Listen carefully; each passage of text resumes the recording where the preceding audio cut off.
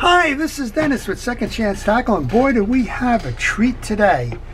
Joseph from Connecticut sent this reel in, and it's a treasure. This is probably the longest manufactured reel that I'd never heard about. It is a Cycloid Micromatic reel. It was made in Chicago. It was introduced in 1945 and production ended in 2015. Well, if you've never seen one, it's not unusual. But boy, what a beautiful reel. This reel was got quite a history behind it. I think we'll spend our time more with the history than we will with the servicing, but we're going to try and service this reel nonetheless. I never heard of the reel, so of course I had to do some research. And my source for old reel stuff is, well, it's the Old Reels Collectors Association, or ORCA. It's ORCA Online. You can subscribe to it. It's reasonable. I think it's $40 a year. And if you're into reel collecting, this is quite a site and quite a repository for all things regarding old reels. Well, I learned an awful lot in a very short period of time with an article. It was probably 3 or 4 pages printed out, and it has all the ads for it as well. And I'm going to make sure that this goes back when the reel is serviced. Well, what's the history of the reel? Well, the history of the reel, interestingly enough, it was made in Chicago by the George W. Borg Corporation. Well, does Borg sound familiar in the Midwest? It should. Borg Warner, that's the Borg. Joseph Borg was on the board of directors for Borg Warner, but this company, George W. Borg Corporation of Chicago, was not directly tied into Borg Warner. It was a separate company. And after the war, they had made electrical instruments and the like for military use during the war. After the war, they were encouraged to change their production over to peacetime use. And interestingly enough, they chose fishing reels, even though nobody was a fishing reel enthusiast. They have an aluminum-based reel here. It's a beauty. It shows its wear. And a lot of times people say, can you clean them up and that? This one, to me, you don't want to clean it up. You want to leave the patina just as it is. This has a green side plate to it. Also, you're going to notice a pretty interesting little feature here. It almost looks like somebody took a knife or something and twisted that. That's by design. They designed a twisted line guide. The first time I've ever seen it, but a twisted line guide. You can see the offset in the actual carrier itself. And that's to allow for a knotted line to pass through. Very interesting little feature there. The other feature is that it used a magnetic brake system for the first time in a bait casting reel. So you have a magnetic brake here. We'll take that apart. We'll show you what it's like and how it's supposed to operate. But the weights will increase or decrease what is a beautifully turning reel. So we're going to show you a little bit about it. I'm going to do the service that I was asked to do, which is basically greasing the gear side. There's some components on here in the frame and that. We'll see if we want to remove that spool or not. But more than anything else, it's going to be a history lesson in terms of how the reel was made. So I'm going to start by removing that handle. See if I have the right wrench. Of course I don't. And that probably should be an American threaded wrench. It is, or nut cap. It is. That's because the reel was made to SAE at the time. We hadn't converted plants over to metric. And remove the cap. And as I do, I generally like to put the caps and all of the pieces into a parts tray. Now I'm kind of levering up on this. This is a direct drive reel, so it goes back and forth. There are no brakes there. I couldn't find a schematic for it, but I did notice that without the handle it does turn a little bit easier, so I'm wondering if there isn't a screw that a washer that belongs down here. Well, you can see just how quickly that spins, and spins nicely. Two things of note: you had the brake on this side, which again is unusual for the time, and on this side you actually have an adjustable click. So it's not clicking now, and you can click loudness by turning this button. Thought that was kind of interesting as well. Well, If you look at the outside of the reel, it doesn't appear that there's anything holding it in. That's actually an oil port. Same thing on the side. How are they attached? Well, you have to look a little bit further. There's a small screw on this side and a small screw on the bottom here. You're going to need a micro driver for that, so let's go ahead and take those off.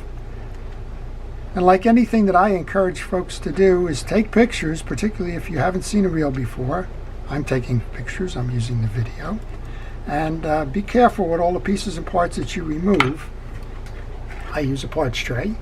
And take your time, be patient, because if you haven't seen the reel before and something goes missing, or if it's a particularly unusual reel like this one, you're going to have a hard time finding pieces and parts if you lose them.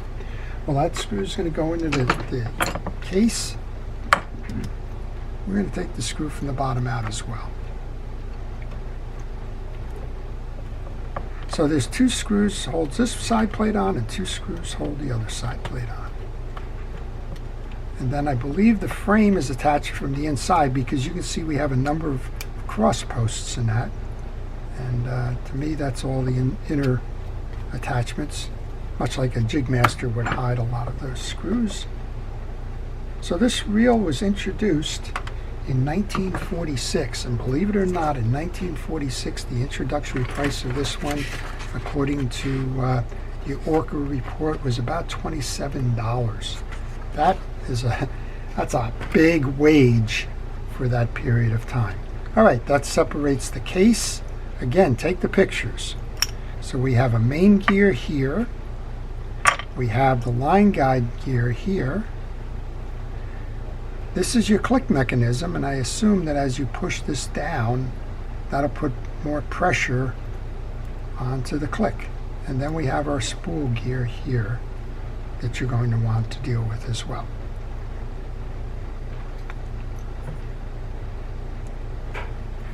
Take a picture. That's kind of important at this point. Here's your 1, 2, 3, 4 side plate screws. So let's go ahead. Notice that you have a cavity on one side and a flat on the other. When we go to reinstall, the cavity is going to be facing inward. Put those 2 right onto the tray there. And I'm going to move these 4 screws to take the spool out. I'm going to try to remove them. Remember, it's an old reel. It's made of aluminum, so you won't have that corrosion. But please be careful. If you're doing what I'm doing, putting them on a desk, be very careful not to knock them around. And then note whether they're all the same size or not.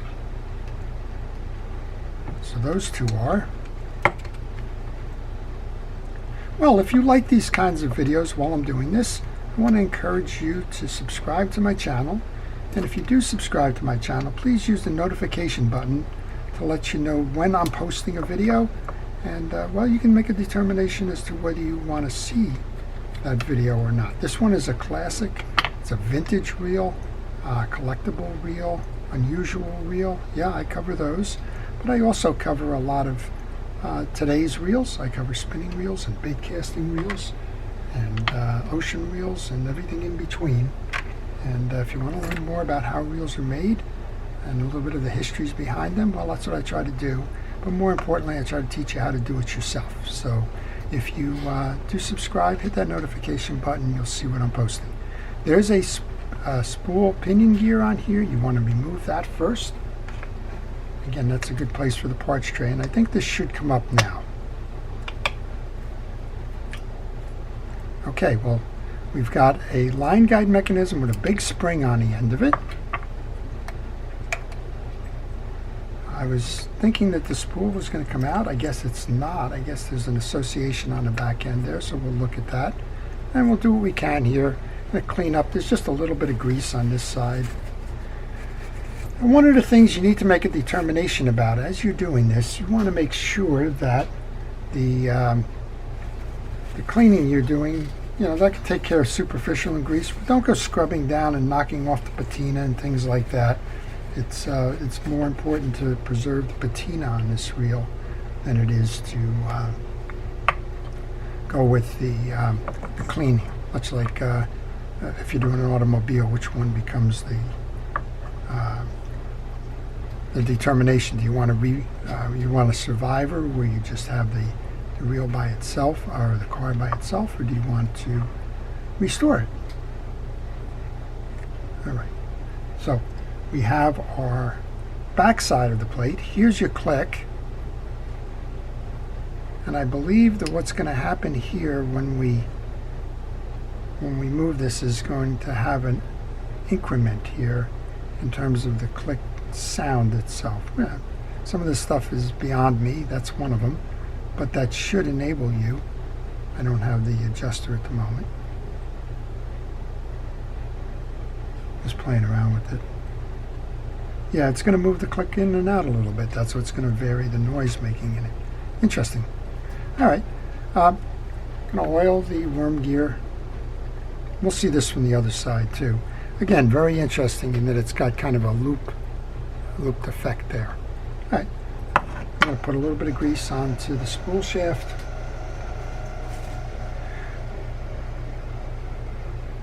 And we're going to close this one back up. So a lot of companies, that's the click mechanism there, a lot of companies post-war were encouraged to make fishing reels, and it seems that none of the people that were part of this enterprise were involved in fishing at all. They were engineers, and I think that they probably just got the mission. The government, who were using these companies to make wartime materials, encouraged them to do other products. We saw that with Langley, how Langley went into fishing reels. Saw that with Zebco, and we saw that now with Cycloid. All right, we're going to tighten that up. I'm going to reinstall this. This side just has a sleeve that's going to fit into the case. And you're going to merge in your shaft, and you want to merge in all of the posts.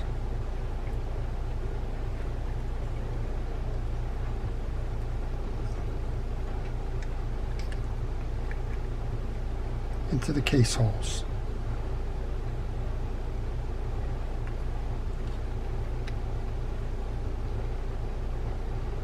Okay, I think we got that. And then go back and get your screws.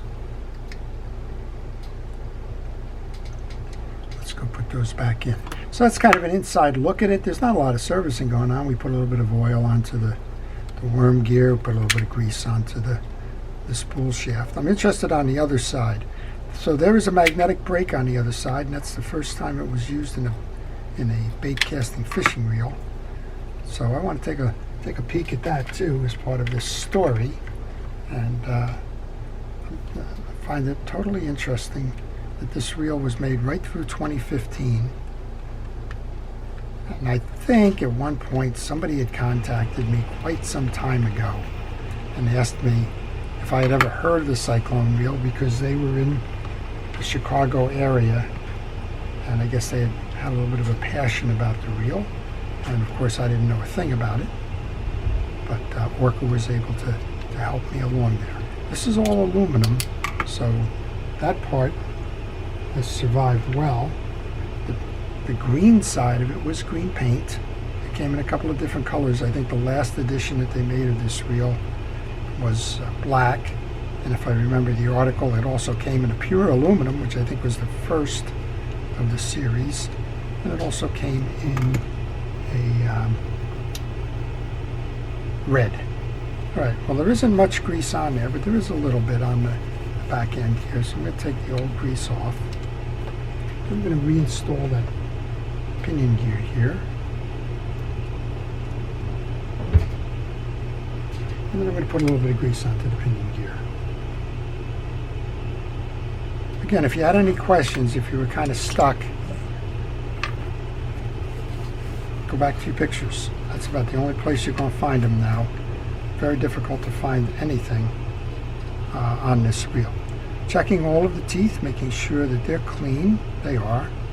If they weren't, go ahead and clean them out. You can use a spray cleaner if you like, a degreaser. You can run a brush through there. Any of those methods would be acceptable. Get a little bit onto the drive side, This has got a square inside it that's going to help it mount.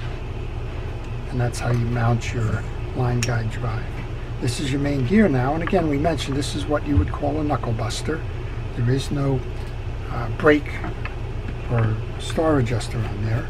This one does have some dirt on the inside of it, so we'll go ahead and clean that up.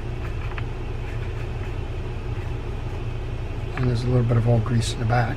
Let's get that off of there. I'm just using a very light steel wool.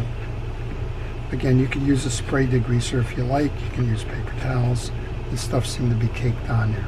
Do the same thing that we just did before. Check all of the teeth. This is a beautifully machined, I think it's brass here. It's a fun little reel. So it said, what is a cycloid? Apparently that is an arc that comes off of the radius of a circle and kind of runs independent of that, and I guess that would make sense on the way that a reel would operate. This is your little adjuster for your click mechanism. Go ahead and put the main gear back in. If you like, you can also put the handle on to hold that in place. It'll take a little while. There we go. Put the cap back on too.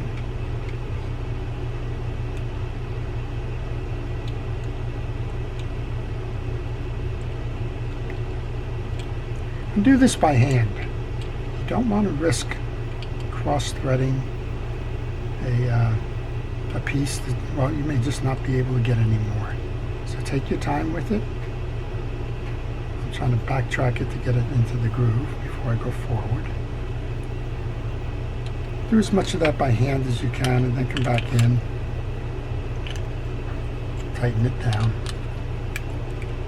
to hold it in place. Again, I won't touch that at all from the patina standpoint. Okay, so to reset this then, all we have to do is kind of match the main gear post and then mate the drive with the line guide drive. Make sure that you have a nice tight seal on the case, just like modern reels. And then let's go ahead and get the screws from both sides. Just wanted to check this again. We should be good now.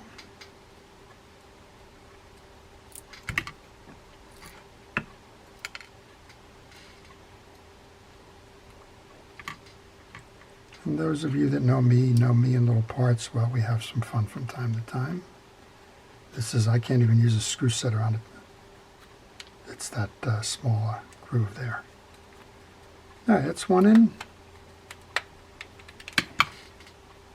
Let's grab the other one. Set that one in the slot below. Same idea.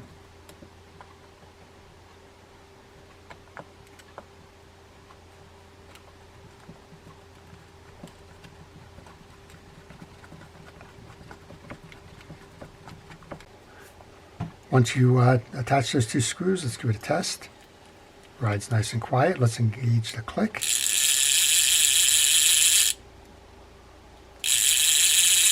Yeah, you have varying noise on that. Interesting. We're going to leave that click off, not to wear it out. Let's take a look at the other side then. Same idea here. There's no external screws, and there are two that come on from the inside, similar to the other. Let's take a look at that magnetic brake system. Now, you're not going to do anything with it, but we're going to look at it. And I believe that's, I'm not sure if that spool is actually C-clipped on there or it's just tight, but again, I didn't want to risk breaking anything on a reel like that, so we'll leave it attached at the moment.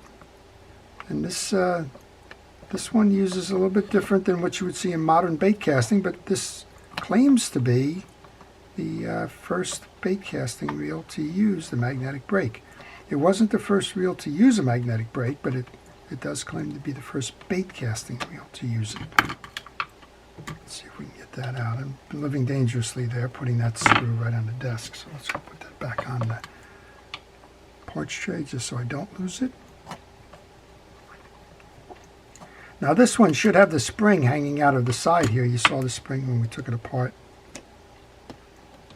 to show you the line guide mechanism.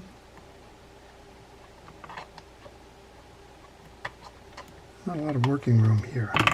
Guess if I move that line guide over a little bit, I think we're detached now. Okay, into the basket. And let's see what we have here from the brake system. Right now the brake is, wow, that's interesting. Okay, so here's your spool. And yes, the spool is nutted on. So it's held on by a nut here, so that's a good reason, or at least validation, that it made sense to not try and pull that spool out. It is screwed on there. So if you want to remove the screw, remove that little nut there. Okay, there you go. So this is a block. It's a brake system. You can see how that moves in and out on a block. And as you increase the tension for the brake, you can see these ramps are on the bottom. As these ramps circle to the outside, let's do it manually, you'll see it pulls in and applies more pressure to that disc. And that is how you're going to control your braking. How neat is that? Wow. Okay, that's the spring from the line guide mechanism. You just saw this will move in and out. Let's move it this way. That'll move the wings back, and you have less tension here on that pad. So that would be your freest spin. And as you move it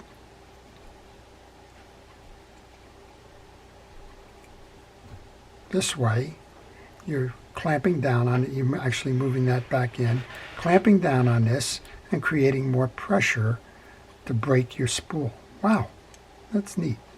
Okay, nothing on this side. There's nothing to maintain here. That's why I said we'll just take it off to take a look.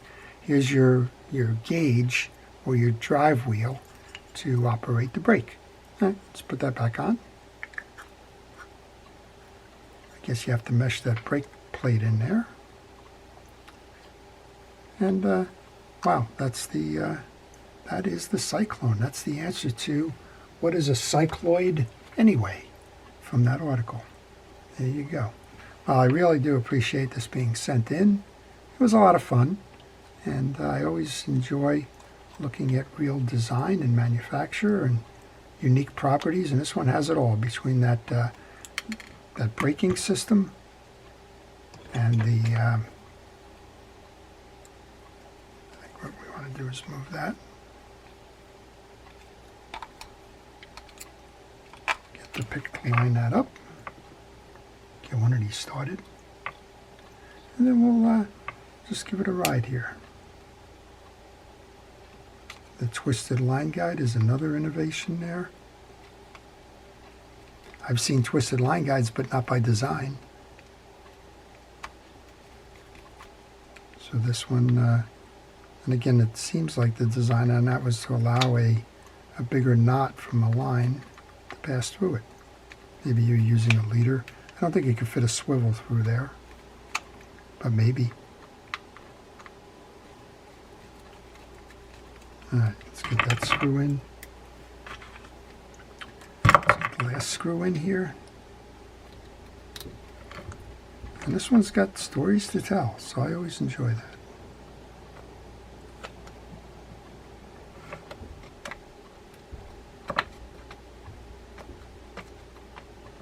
Well, if you have one of these, you now know how to take it apart, clean it up, inspect it, and put it back together. If you don't have one of these, well, it's a lesson learned like everybody else. All right, let's give it a ride. That's such a beautiful operating reel. I guess we can put a drop of oil on both sides of the knob here, just to work that in.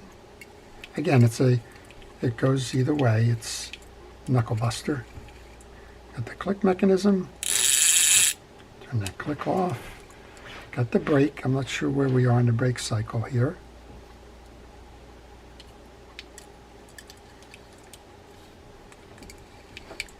Easy.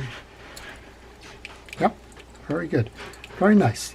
The Cycloid Micromatic reel. Again, by the George W. Borg Corporation. And it was the Gibbs division of that was making this. And it started up in the Chicago area. And I think it may have moved to Wisconsin. Yeah, to Minneapolis, Wisconsin, maybe at one point in time. Not sure. But at any rate, that's it. A 70-year-old reel. A reel with 70 years of history probably 75 years old now, but a wheel that was made right through 2015. Amazing. So I hope you've enjoyed that. If you did, please like it. If you want to see more, please subscribe. To all of our first responders and essential personnel out there, thank you for everything it is that you do to keep us safe. Your efforts are recognized and appreciated. This is Dennis with Second Chance Tackle, wishing everybody a great day. Thanks for watching.